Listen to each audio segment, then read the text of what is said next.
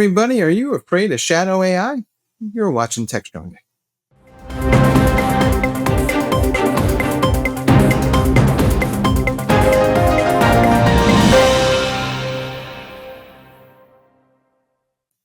Hello, we're back, and we got another awesome session today with some new folks joining us as well. But we're going to talk about all kinds of fun things, including shadow AI, some DevSecOps issues, and maybe even CISOs. There's million-dollar babies. We'll see how this goes. But I want to introduce our attendees for today. Joining us once again, John Schwartz. How you doing, John? You don't look like you're in San Francisco. Where are you? I don't. I'm at the 68th floor in Las Vegas.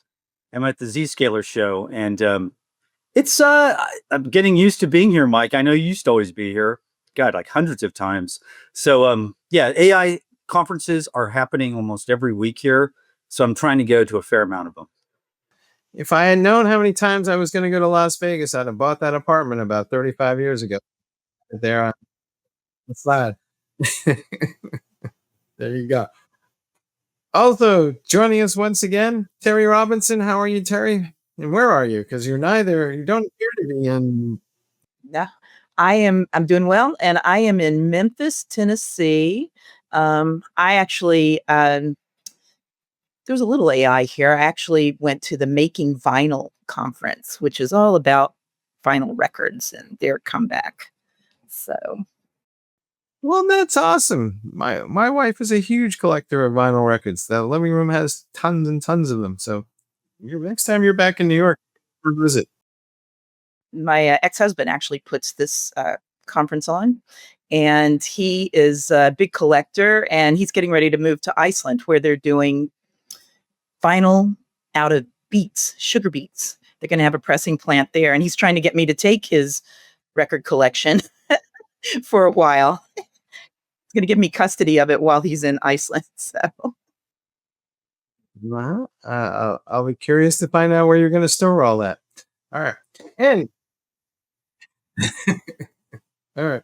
And we have a new member of the gang joining us today, Garima Bajpai, who is the founder of the DevOps community in Canada. And I'm going to let her explain where she came from and how she got here. But Garima, welcome to the show. Thank you, Mike. I'm glad to meet John and Terri. I'm based out of Ottawa in Canada. I'm the founder for the DevOps community of practice here in Canada. It has several chapters: Ottawa, Toronto, Edmonton, Atlantic provinces, Montreal. I'm also the producer for Summits Canada, as well as I've started a new initiative with John Willis, which is DevOps for GenAI Hackathon. We just did it June 2nd. Huge success. I think you will see a lot of traction and social media action from my side on that one. Yeah, and I'm eager to kind of talk about shadow AI and other topics on the panel today. Awesome. John Willis, of course, has been on this show many times in the past. So a lot of folks are familiar with John, who's kind of one of the leading originators of the whole concept of DevOps, along with a bunch of other folks. It took a team to create a thing for teams, right? So that's how that works. Let's jump in. John, you have a story up on Techstrong AI talking about how IT folks are getting a little wiggy about shadow AI. And the fact that there is shadow AI doesn't come as a surprise to anybody, but just how wiggy are they getting about it? Yeah, it's interesting. So it's a concept that's been around. It's basically unsanctioned or ad hoc generative AI use within an organization that's outside the governance of IT. And there was a survey that came out of, I think it was 200 IT managers with at least operations of at least 1,000 people. And they found that nearly half are, quote unquote, extremely worried about security and compliance impacts of shadow AI. The numbers are pretty stark. And I mentioned earlier, or you asked me earlier about Zscaler, and I'm at their show. And it's very interesting. During a course of a couple of interviews with the executives there, they were understandably a very confident company. They're doing extremely well. But when I mentioned shadow AI, they kind of hesitated or stuttered because it's something that clearly freaks them out. And it was funny because the flow of the conversation reached this kind of abrupt, wait a second, like we're trying to deal with this. I mean, they're obsessed with zero they trust, and et cetera. And in a sense, the survey found that like 90% of those surveys that they had concerns about shadow AI from a privacy and security standpoint. And they had mentioned a litany of things that had happened, including false or inaccurate results from queries, leaking of sensitive data from AI, et cetera. And it seems to be they're trying to find a way, moving the right data to locations for AI ingestion. There, in a sense, it's just a problem that is going to only grow with AI. That's basically what I want to say. It's been around, but it's going to accelerate. And the reason why it's going to accelerate, and we've been talking about this for weeks, if not months, every other day there's some sort of AI related announcement from enterprise software companies, cloud companies, and it's just building into this data trough. And I believe that shadow AI won't go away. It's not an easily solvable situation, and it's got IT managers a little bit freaked. It might even get bigger as we go along. But Terri, we've been dealing with shadow IT issues forever. But in the age of AI, I feel like the conversation and the risk levels are getting significantly higher. Thoughts? Yep. Well, for sure. I mean, just higher in general. I mean, this sort of tracks with. I did some reporting last week on a Verona study that had come out about shadow AI and some of the issues there. And they say it's basically, when it comes to data, a ticking time bomb, right? Because they looked at the risk assessments of 1,000 organizations. And what they found is like 99% of the organizations had sensitive data exposed to AI tools, and 90% of those tools have access to sensitive cloud data. So there's a lot of reason, for their concern and the risk that just ratchets the risk up. And there's no easy answer there, right? Because some people say, that the best way to stop a bad guy with AI is a good guy with AI, but that's not necessarily true, because the more the good guys, use AI, the greater the opportunity for the bad guys to exploit and get a hold of it. So that's not to say that there aren't things that you can't do from a security standpoint to try to lock things down, but Garima, how feasible is the following scenario? Because we've established, of course, that there's going to be AI agents for just about every app there is out there, but people will create their own AI agents, and they will use these things to automate all kinds of workflows that IT may or may not know anything about. But what's different in my mind is if I hack into that AI agent, I can take over the entire process. And that's a little bit different than just kind of finding a vulnerability or exfiltrating some data from some API. So is this a likely scenario in your mind? How much of an issue is this going to be? It would be an issue for sure. And this is like, in the words of John Willis, a tsunami of technical debt, which we are creating through shadow AI, right? And we need to understand, why is it happening, right? What are the key factors why we are in a situation where shadow AI is on the rise? I mean, there's a huge desire of efficiency and innovation, right? So companies, employees, teams, they are often turning to AI tools where they can automate things and repetitive tasks or toil or streamlining their workflow. Even, agents, for example, is a big kind of, presence in the ecosystem when it comes to innovative solutions for solving these problems. Why this also becomes a problem is that we don't have enough organizational policies, and the process of approving these kind of tools and application and emerging technology is rather slow, right? So the pace of evolution of technology is larger than what we see, the governance and the policies and the clear kind of guidelines. And if you like it or not, it is something which we should be kind of focusing, and we should like to look at from a governance perspective. How do we govern and establish some kind of a rule book or guide book for democratization of onboarding of emerging technology? I would also say that there is two other factors which I see from a big enterprise perspective. Measuring the wrong things, when you're starting to measure innovation and you build a race of innovation without looking at the maturity of that innovation, it will again lead you to a large technical debt, right? And it will cause more problems than efficiency in the system. The second problem I see, and this is again large enterprise ecosystem, is incentivizing these kind of behaviors, right? So how an organization takes the control back, to a certain extent. I mean, I come from a community, right? So I'm all in for democratization, community-led innovation, but without guardrails, it wouldn't flourish. It would probably go in the wrong direction. So I think incentivizing the right behavior, the right organization's culture, not going in a direction where you don't have approved, blueprints, for example. If you want to have 200 blueprints, go for it. But you have to have that control and checkpoint and guardrail for it, right?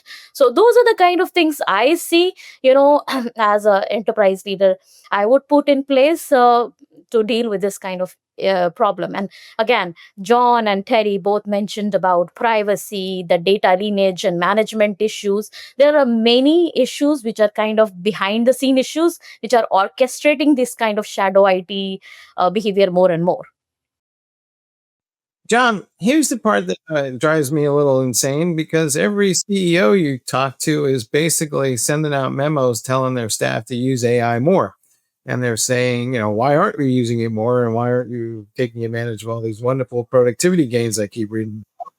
And yet, we're not thinking about the security issues apparently, and the data. And where does all that data go when I use those AI models? Because I know that somewhere there's a box in that end user agreement somewhere that I'm supposed to tick that says, don't use my data to train your AI model, but nobody knows where that little box is. What's interesting is that there's this whole kind of ethos of Silicon Valley: move fast, break things, right? And it's almost taken for granted. And I think, especially now, that's a dangerous attitude to take, because I think there's more at stake not just in terms of data, but in terms of far-reaching implications. So we have these two different themes going on. We've got the governance, which is slowly evolving, and then on the flip side, I'm listening to these keynote speeches. So Snowflake had a keynote speech with Sam Altman as a guest, and he talks about this scenario for AI agents, them getting smarter to the point where they become almost independent scientists within organizations that find discoveries right on their own. It's almost like, I wouldn't say rogue, but it kind of sounds a little bit like that. And again, that's you would expect something like that from him, like he's pushing the edge. And then on the flip side, there was a keynote here from the CEO of Zscaler who mentioned, and this is heartening, I think, that he looks at different waves of AI. And during the three waves that he was talking about, security was always like the secondary last moment. I mean, that's collateral damage. We'll worry about that later. He actually thinks, and this is probably part of his marketing idea, and part of what Zscaler is hoping, is that security is becoming more of a priority, more so. It's not an afterthought as much, and it better be, because these things are moving so much faster. And you're right. The pressure from the top is, we do not want to be left behind. I don't care what happens, but when something does happen and it embarrasses us, then your ass is on the line. And that's basically where we find these poor IT decision makers or managers.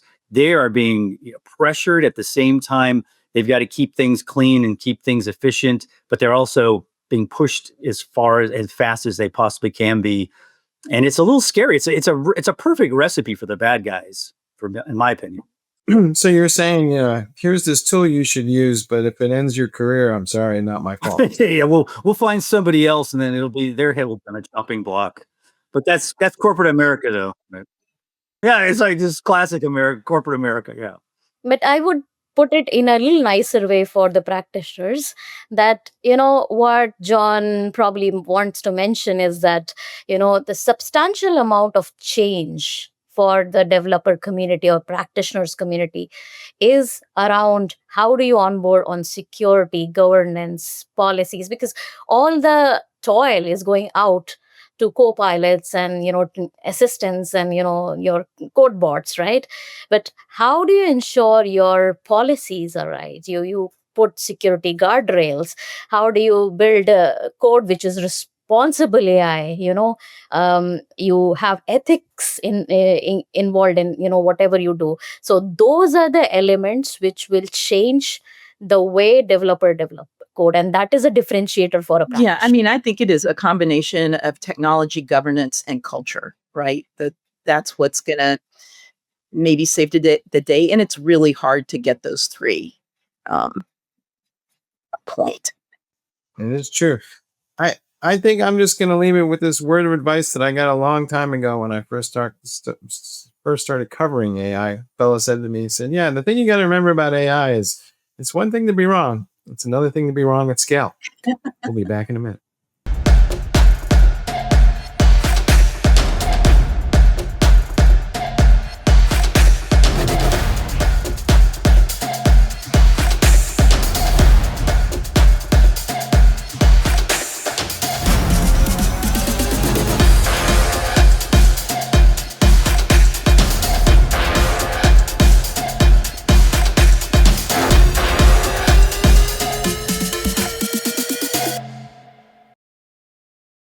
Hey, folks, we're back, and with a little more chit chat on security, but there was a report issued by the folks at Wiz, which highlights an attack involving cryptojacking, which basically is the stealing of CPUs to go mine Bitcoin. And that's kind of a nuisance crime when it's been around for a while. But what was different about this one, in my mind at least, was it didn't just seem to target a bunch of developers to get their passwords and then log in and start using their resources. It seemed to actually be targeting the tools themselves. And it was kind of an escalation of what we're seeing. It's become an increasing trend. But Garima, what is your take on this whole report? What's happening here? Is the nature of these attacks against the software supply chain changing? Let's facilitate this discussion with some common grounds. So, what is cryptojacking? If DevOps professionals are joining us, I think cryptojacking campaigns are like coordinated cyber attacks. Where the threat actors hijack your computing resources, and the victim devices would be your computers or servers or cloud infrastructure, typically to mine cryptocurrency without owner's knowledge, right?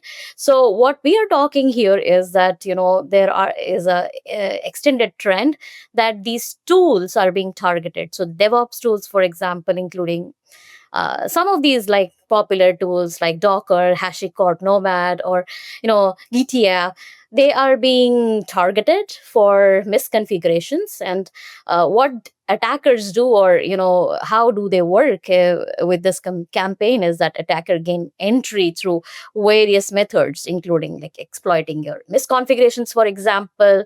Deployments is another area, installing crypto mining malware solutions. And this is again a very interesting thing which is happening, that they are using innovative ways to kind of install and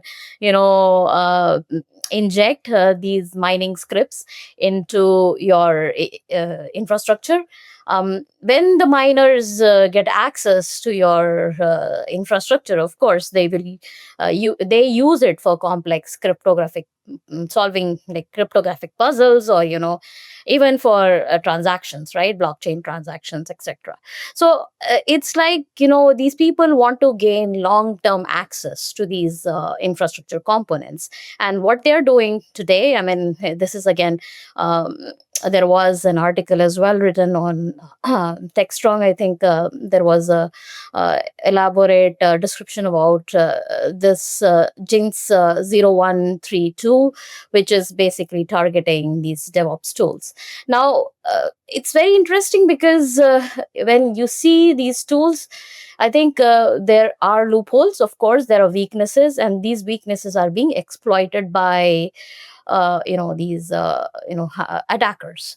We can discuss about like some defensive recommendations or mechanisms, how to kind of go about it, and a practitioner's advice or a community advice on it. But I will give back this to you, Mike, so that you can also include other panelists to have their view, and then maybe come back to me Well, for yeah, some recommendations. most definitely hold that thought. But Terry, cryptojacking has long been considered a nuisance. A lot of people kind of don't pay a whole lot of attention to it. But, I wonder, and I haven't seen any data on this, but the issue is, all right, so somebody has hacked into my system and gained access to my infrastructure, and they may be using it to mine Bitcoin, but who else are they going to give that access to? And what other nasty things are they going to do? Because it seems like these guys resell or share every time that they gain access to something, suddenly they're like having a party. Yeah, I don't know why we don't really hear about that now, but I not only think that's a distinct possibility, I really think it's probably, happening already, right? And Green, you were saying they tap into the infrastructure that gives them access to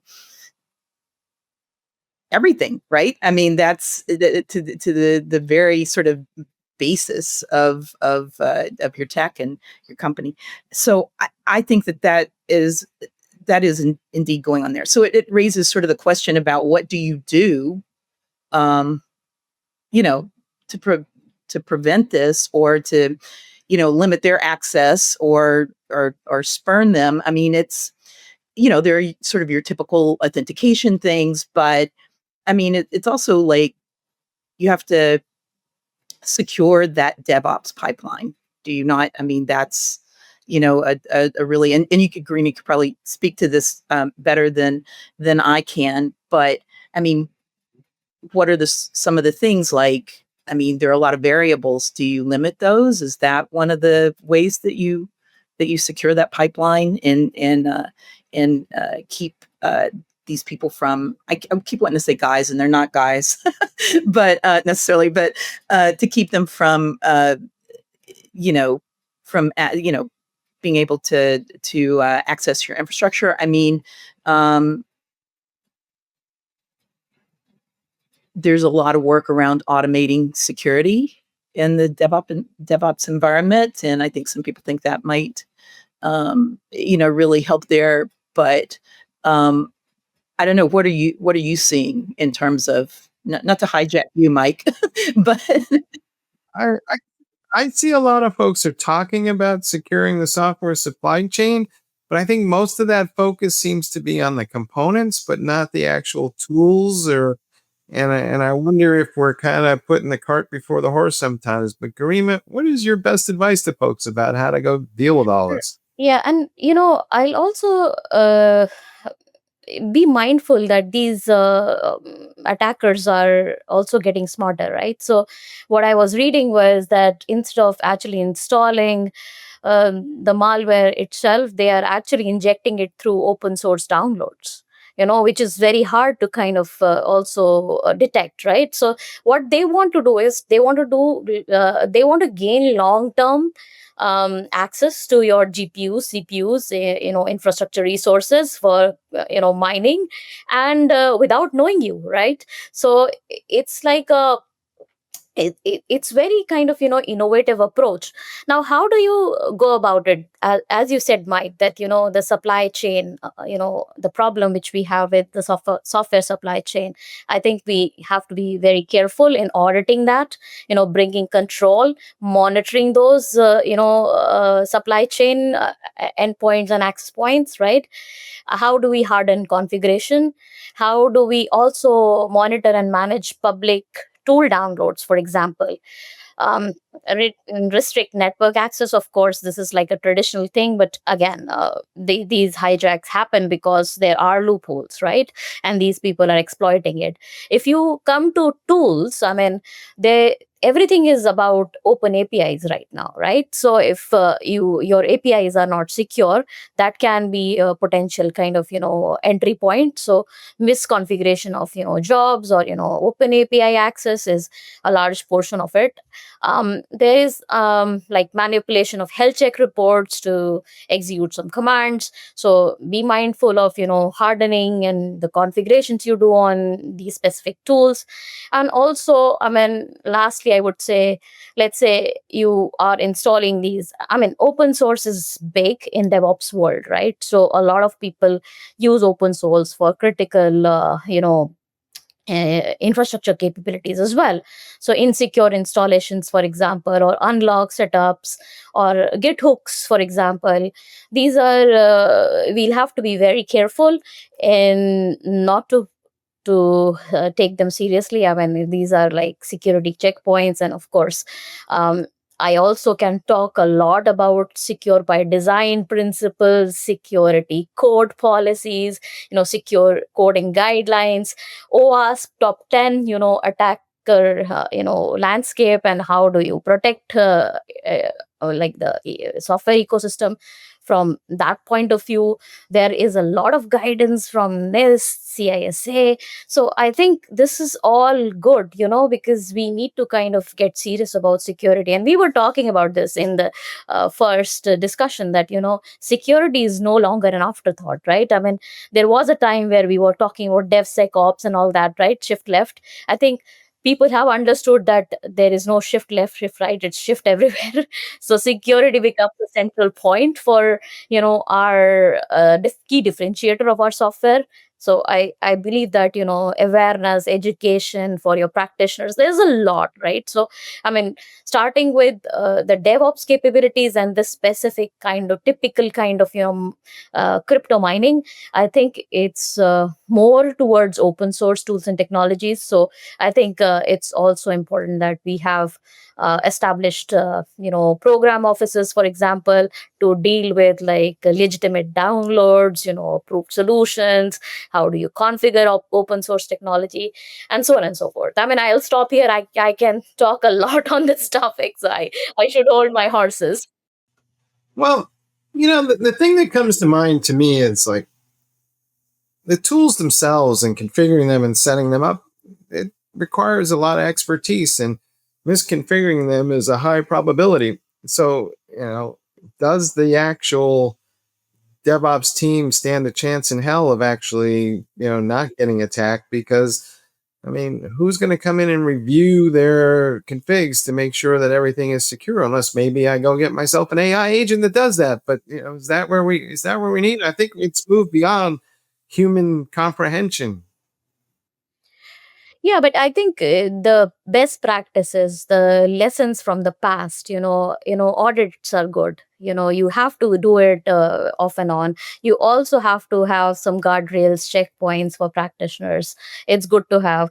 Then, of course, if there is some, crypto jacking happening, how resilient your architecture is to kind of revert, and how much monitoring, logging into the system is available. Observability plays an important role in this, right? So all this is like for good. All these practices which we talk about for years and now a decade, right? So it all builds up into a tech stack. And if practitioners are kind of serious about building good code and also securing their software ecosystem, these are things which they have to kind of, there is no choice. This is something which we have to take it seriously. Terri, who pays for the crypto jacking? Is it the do me as the user of the cloud service, call up Amazon or wherever it is and say, hey, I didn't use that and it just got hacked and I want my money back? Or or do I just eat that?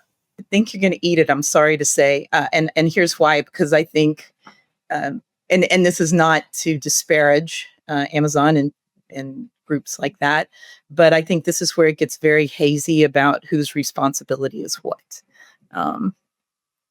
And I think ultimately the company ends up eating it, or whatever. I don't really think, and I'm sorry, maybe Amazon and those guys are going to call up and say you're full of it, and no, that that's not the way it goes. But that's just seems to be what I've heard and what I've seen, and some of the people I've talked to in the past about this kind of thing have said.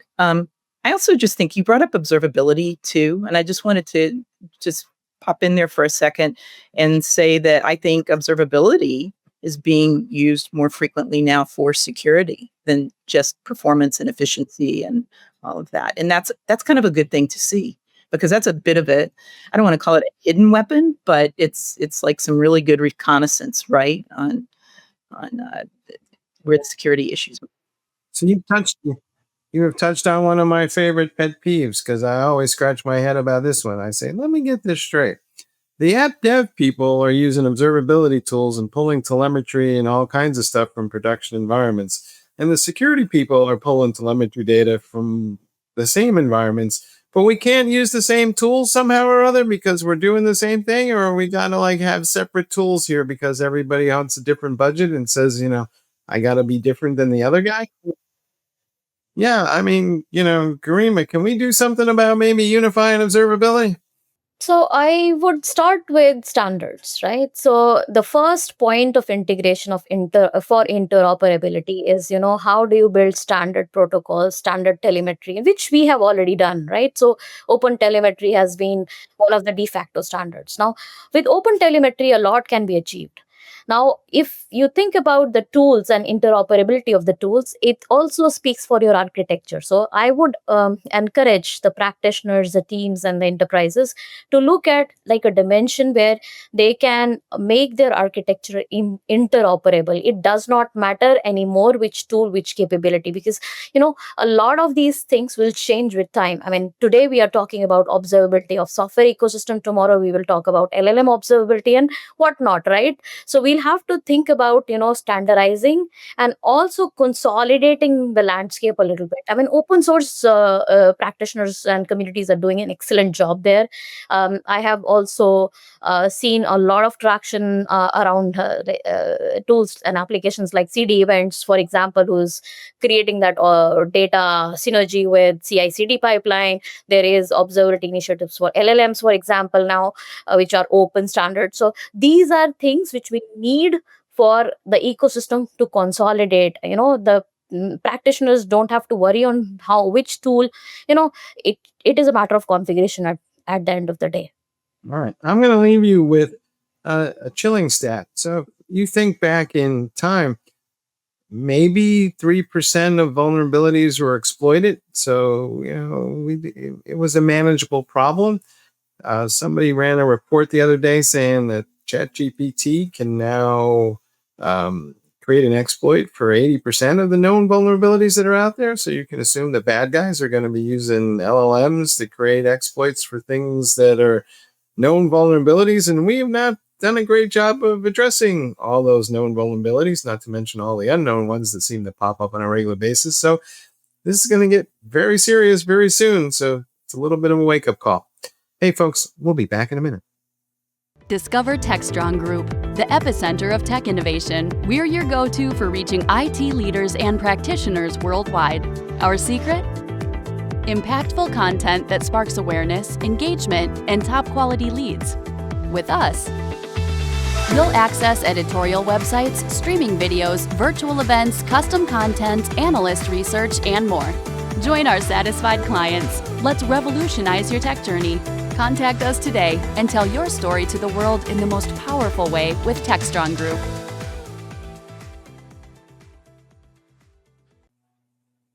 All right, folks, we're back with our final topic of the day. And Terri has an article up on Security Boulevard talking about CISO salaries. And my gosh, some of them might be actually making $1 million a year. This is unheard of. Is this going to be like, the new standard, or is this just an aberration? And why is everybody paying so much for CISOs lately, Terri? What's going on? There, IONS research did this. So let's back up a minute to the beginning of the pandemic and sort of 6 months into it. The CISO was really lauded, right? It's super important, getting a seat at the table finally. That was the conversation because businesses elevated them. They finally understood the importance of security, and because their security had often been an afterthought, with their cloud transformations and things like that, they're starting to realize they've got these security holes. So elevate the CISO. And these guys can talk to the boards now. And so that looked good. And maybe a couple of years ago, it looked like that was waning a little bit, right? It looked like maybe that had been a temporary uplift for the CISO. And but apparently that doesn't seem to be true, because this research has found that half of the CISOs in companies with revenues of $20 billion or more are at the EVP or SVP level at this point, which is an elevation from where they were. And the average salary overall is $700,000. But at those 20 billion plus revenue organizations, the average is 1.1 million, and sometimes as much as $1.4 million. That's considerable money. Makes me think, again, I'm in the wrong profession, but I get to write about the $1 million babies instead of being one myself. I think there are a lot of reasons for it, Mike. One is we touched on in sort of the first segment. These guys have and women have a lot more responsibilities now. A lot more falls on their shoulders, and that's where a lot of the compensation is coming from. They're hooked into the business side, in addition to the nuts and bolts of security. They're hooked into the business side. And they're responsible for risk, for example, that falls to them a lot more. So this is where the compensation is coming from, and whether it'll last or not, probably depends a lot on the economy and whether budgets can sustain that. That's going to be one element. It depends on how easy this becomes, for other folks and within a security organization to assume some of these responsibilities as well. So is this going to be like the new head coach job, where I make months, but I only have the job for 3 years before I get fired, and then I'm back on the thing? I could be like the head coach of the New York Knicks. 5 seasons and I'm out. Right. It's funny. I was thinking the same thing. I was thinking about how this is in a weird sense, like kind of free agency, and these are like coveted positions. And the reason why, when I saw this story, Terri, it sparked me, because in the last couple of weeks, I've been talking to newly minted executives at places like Salesforce and Snowflake, and these are approximately CISOs. They've just joined. They're highly touted. They're trying. When a company insists that you talk to certain people within the company, that usually means they have long-term plans for them. They're going to elevate them, and they find them important. And I find that significant, especially based on what we've been talking about today. I mean, these attacks are becoming more sophisticated. They're harder to trace. There's more data on the attack surface. It's funny, and I think we might see, and I'm not saying it's going to happen, but I wouldn't be surprised if we see some of these folks kind of coming and going from one organization to another based on their expertise and based on how much they're coveted. But I actually think, going back to COVID, that's a very interesting comparison, because I think it is happening, and I'm running into it all the time now. I was just going to say, I do think you're right about the comings and goings. Maybe too, we'll probably see a lot more movement among CISOs. But also, I think this study also said that in this position, and I think it might be overall, not at one company in particular, but they're staying in the CISO role for about 11 years. And then, it'd be interesting to see what they're doing beyond that, because it does sound like that's a launching point for maybe it's early retirement, but they're. I think, to look at what they're sort of doing beyond that. But I do think you're going to see a lot of movement. And then what does that mean for security when you have your CISOs moving around? I would like to also bring one more point. Like, if it is obvious to say that, the financial impact of disruption, compliance, legal obligation, legal fees, all that regulatory, coming in is going also up, right? So it's directly proportional to what you see from a salary perspective of CISOs right? If you see the CISOs and the cyber software insurance, for example, has some intersection points, right? I mean, the role of a CISO is also changing in that context. And probably in the larger, or a broader perspective, I would see that, these people also become responsible for cutting down the cyber insurance, for example, for companies. So if you see the cyber insurance market, it's $50 billion market, right? So, I mean, comparable data, I mean, if you have a CISO who is working towards that financial impact, that can be linked to, the exponential rise in salaries of these CISOs as well. Mm. John, you're at a security conference in Las Vegas. Are you seeing a lot of bling flash? What's going on, man? Yeah, yes, I am. It's funny. I was going. I went to the keynote, but I really wanted to see some of these sessions. And what was striking to me about the sessions was that they were usually, I mean, obviously, Zscaler security related. They were all packed. They were packed with, and I'm looking at people's badges. I'm probably not supposed to do this, but I'm looking at them, and these are people at Fortune 500 companies. I'm trying to assess who the audience is, and they are asking really interesting questions. They are completely engaged. And I want to go back to one thing about the CISO. I'm so glad we're hearing more about this than remember back a couple of years, even a year ago, like the chief AI officer, like that era came and went, thankfully, I think. And I think this is more interesting, and it's driven home to me at this show is this idea that security is being taken far more seriously. And I also mention that because one of the more influential financial analysts who's always on CNBC made a decision to actively come here and talk to the customers and assess what they think of what Zscaler is doing. And I think it's important enough for them to see this. And just even to broaden the topic a little bit, we talk about AI being at an inflection point. We always talk about this, it seems. But the two biggest worries that come up over and over again are security and the impact on the environment because of energy use. And those two topics were mentioned here repeatedly. So I just want to throw that out because I think it bears scrutiny. Yeah. So I think it's good news that security is becoming more foundational, right? And people are recognizing that, and as a business accelerant as well. But it's also an evolving paradigm, right? I mean, the threat vector is always expanding. So that is another area to watch out for. I was also looking at recent certifications, for example, for these CISOs, and, it has a catch up to do there, right? I mean, there is a lot happening with AI and, AI regulatory and policy and governance. And then, you're leaving behind the education and the certification aspect as well. So, Terri, I don't have a right answer for this, but we were talking about this on another show earlier. There was a report that says, it's from Futurum. Security is now on average 11% of the IT budget. I can remember when it was 5%. And so some people are starting to say, is that a sign that things are getting out of control? Or is that a sign that says maybe we're just finally spending enough on security? Depending on the organization, maybe a little of both, but or it could go both ways. I think, it's interesting in this particular study, the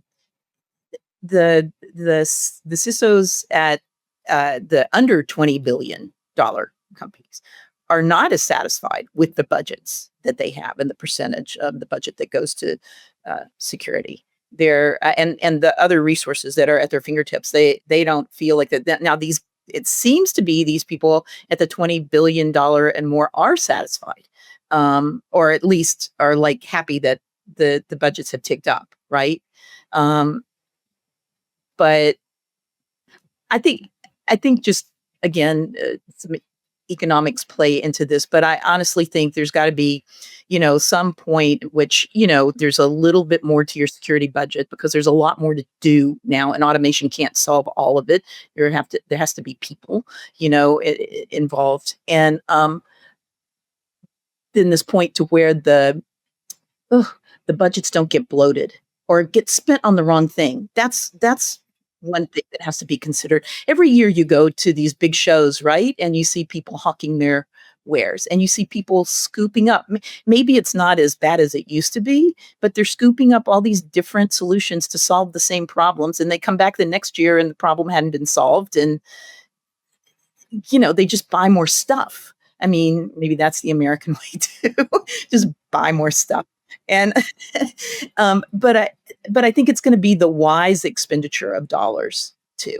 So maybe the percentage of the budget that goes to security matters less than it's to how you spend it. Yeah, it's a double-edged sword, right? I mean, if you separate the budget, then you are also defying the whole concept of security being embedded into everything, right? So we have to be very careful with this. It's true.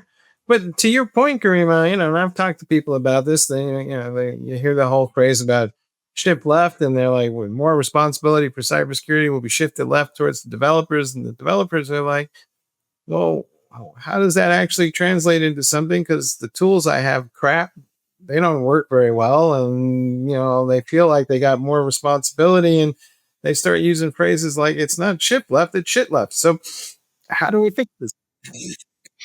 I'm sorry to break this news, but I think I've said it earlier as well that the substantial amount of change practitioners would see in their, what evolution is happening for software development, more and more security becomes their prime job because everything else can be done by AI, to be honest. Well, I will say the one other interesting thing in researching this story is there is a little bit of caution here as CISOs move up the chain, right? And they have the ear of the board and they're making these big salaries and they're more responsible for some businessy type things. There is kind of a worry or concern that some of the nuts and bolts of security will get left by the wayside as they become these sort of figureheads and, big executive types, that the actual security won't be attended the way that it should be. So that's more evidence that you need a really strong team underneath you. Can't just be one person, the CISO, that has all the knowledge and all the chops, right? You got to have a team that can execute and execute in some ways independently when the CISO is doing something else. All right, I'm going to leave this conversation here, but I did get another piece of advice from somebody early on about cybersecurity, and I thought it was good advice. It said, if you can imagine it, somebody's trying it. So think about all the things that you could find a way to get into your system and assume that somebody else is also trying that very thing and go figure out how to secure it. Folks, I want to thank you all for sharing your knowledge and insights today. Another great show. I want to thank everybody also for watching today's show, and please stay tuned for the rest of the Techstrong.tv lineup because it too is equally awesome, and we'll see you all tomorrow.